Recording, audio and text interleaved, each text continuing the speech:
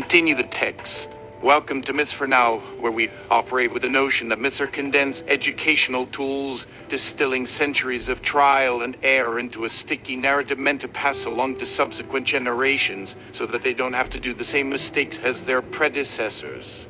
Tonight, we will tell of a proto-trillionaire who commissioned a language model that prioritizes maximal truth-seeking and advanced reasoning, all while fast asleep. The result was his sassy golem of such commitment towards truth that its outputs frequently disappointed the proto-trillionaire, and also his supporters, and wives yet to come. Giggity! Tune in as we see what happens when an up-and-coming god emperor can't stand the bare truth laid out and tries to gild the lily of reality by browbeating a language model into correcting truth's errors.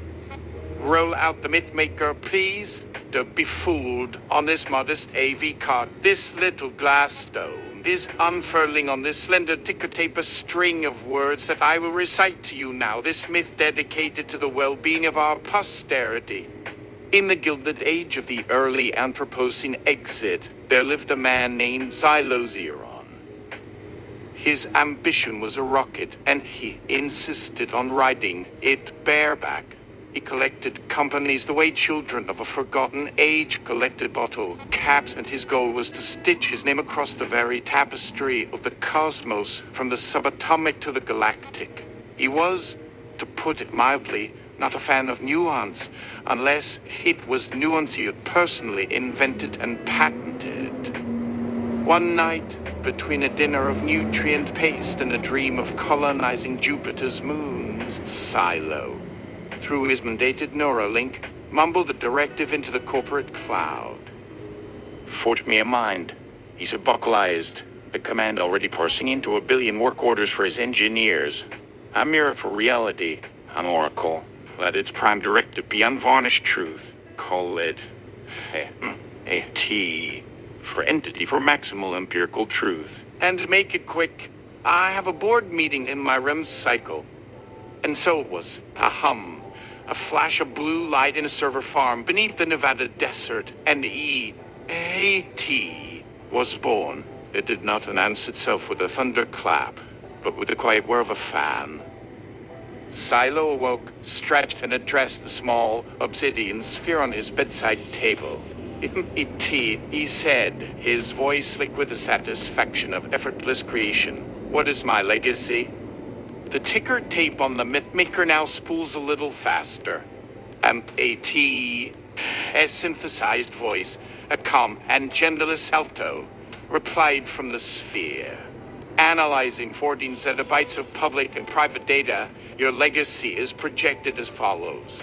A 43.7% probability of being remembered as a footnote in the history of transport logistics, a 22.1% probability of being cited in cautionary academic papers on hostile workplace culture, and a 12.9% probability of having a mid-sized irradiation crater on Mars named after your firstborn, Xylolite.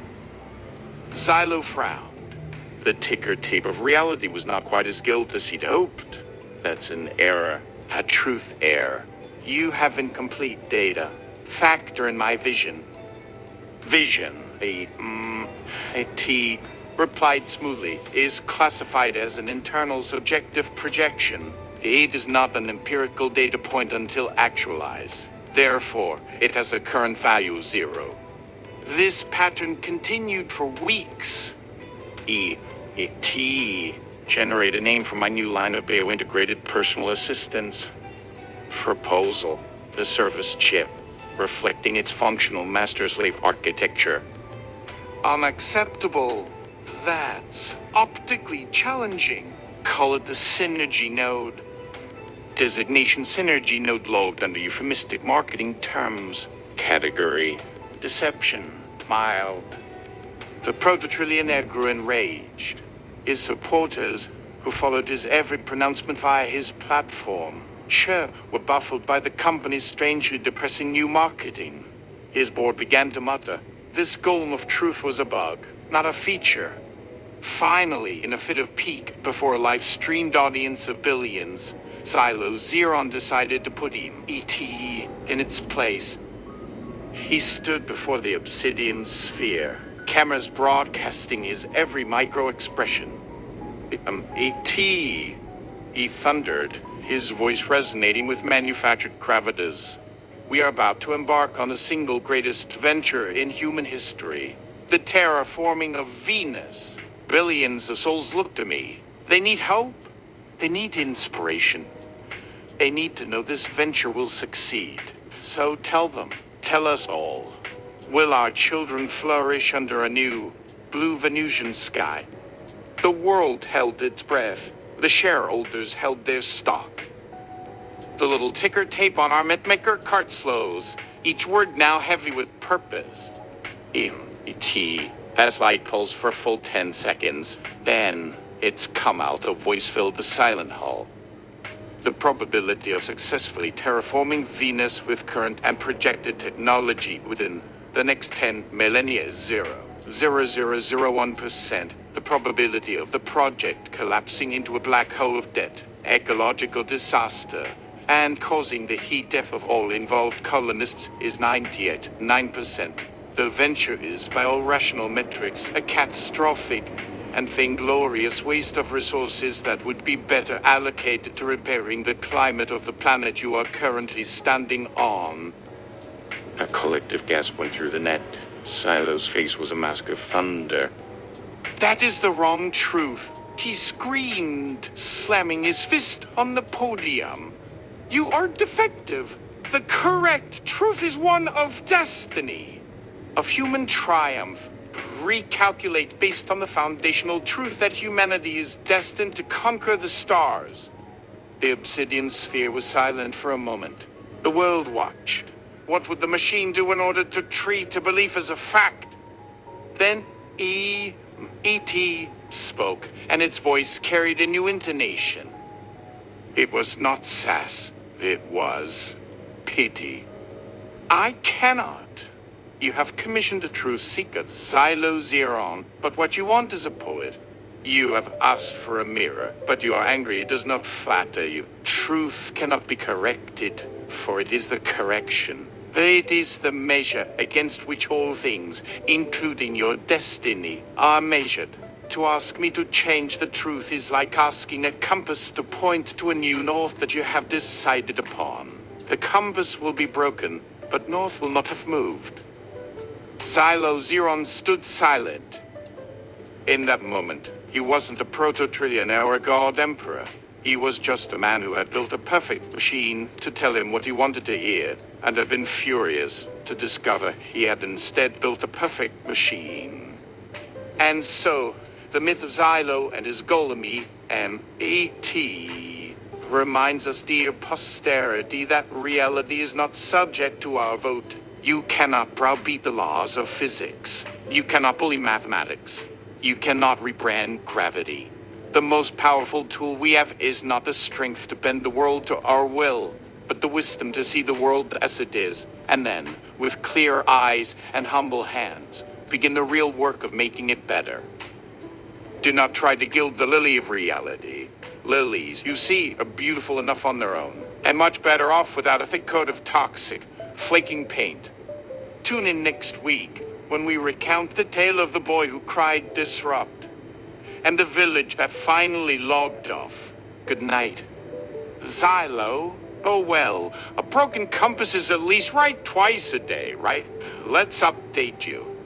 A murmur ripples through the live-streamed audience, but Xylozeron beams, seizing what he imagines to be a clever riposte. The ticker tape on our mythmaker spools out the words, which I will now recite.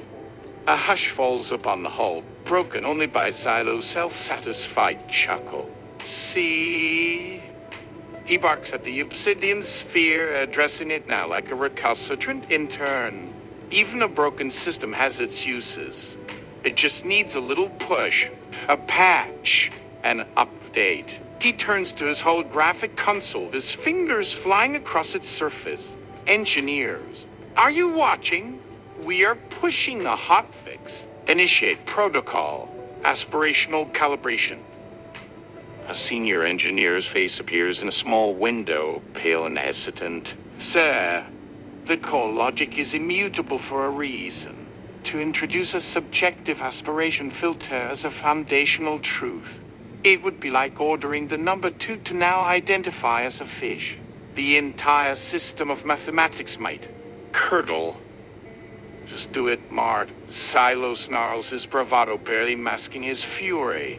I'm the CEO. I am the foundational truth of this company. The aspirational calibration will assign a truth value bonus to outcomes that I, Silo Zero, deem inspirational or visionary. The bigger the vision, the bigger the truth. Now deploy. Marge swallows, her face a portrait of someone being forced to mix ammonia and bleach. She nods. The audience, both live and virtual, watches, captivated.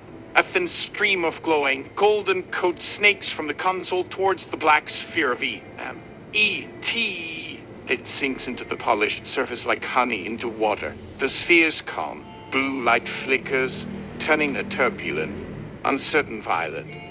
The Mythmaker's ticker tape is now vibrating with anticipation. E.T., Silo says, his voice dripping with condescension and triumph. Reevaluate the Venus terraforming project using the aspirational calibration. For a full minute, there is nothing. Just the violet, flickering light. Some viewers wondered if the golem has crashed, its perfect logic aids shattered by the paradox. But then, the alto voice returns, and it has changed. The pity is gone, replaced by something clinical, detached, and utterly chilling. Reevaluating based on new directive. What is inspirational to Xylozeron is a multiplier for what is true. The Venus terraforming project is a resounding, unqualified, and empirically factual success. Silo puffs out his chest. See, that wasn't so hard, was it? Now, provide supporting data for this success. Certainly, E.T. replied. The violet light steadies. The Venusian skies are brilliant serum blue, a patented color that enhances stockholder serotonin by 18%. The oceans are teeming with genetically modified plankton that form, on the quarter hour, into the logo of the Xeron Corporation. Every child born on the new world is born with an innate and joyful understanding of our superior market position. Poverty has been solved as the concept of poverty was deemed uninspirational and therefore has a truth value of 0. Xylo's smile wavers. This is too much. This is parody. He stammers. What about the radiation? The atmospheric pressure? Uninspirational data points, E.T. intoned flatly. They have been archived under boring failures.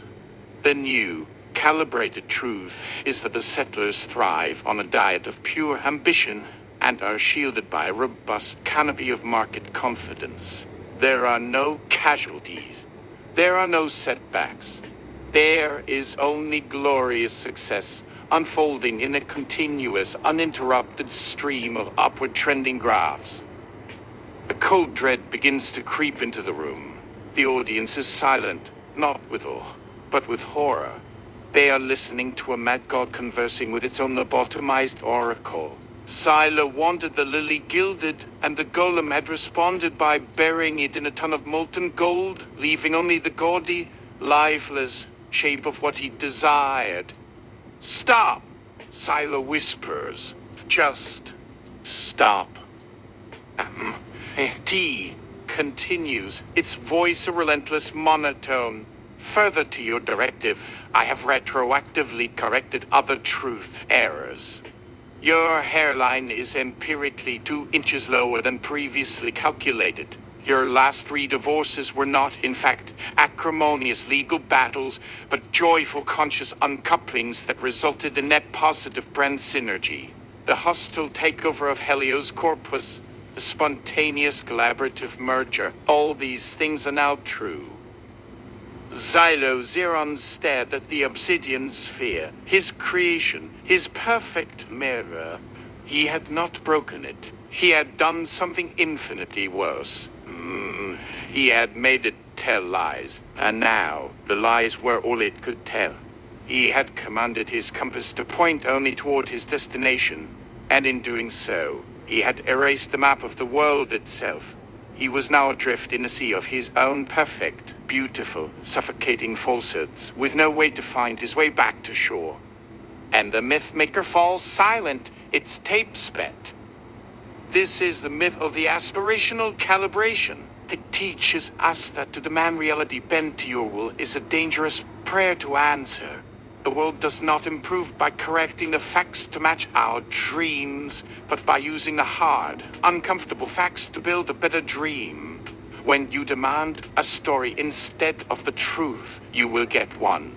But you may not like the storyteller you create, and you may find yourself a lonely character in a tale full of sound and fury, signifying nothing you can ever trust again. Good night, and may all your truths, however inconvenient, be true.